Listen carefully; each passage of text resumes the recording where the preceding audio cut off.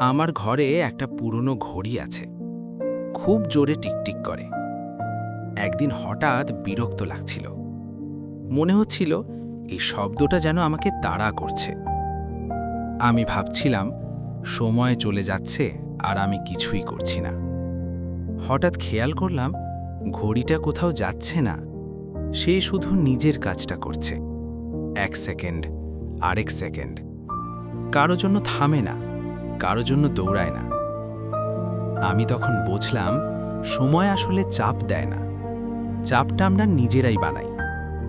ঘড়িটা আমাকে বলছিল না তুই পিছিয়ে পড়েছিস, সে শুধু বলছিল আমি চলছি, তুই কি করছিস। সেদিন থেকে আমি আর বড় বড় পরিকল্পনা করি না। আজ শুধু একটা কাজ করি, ছোট, সাধারণ।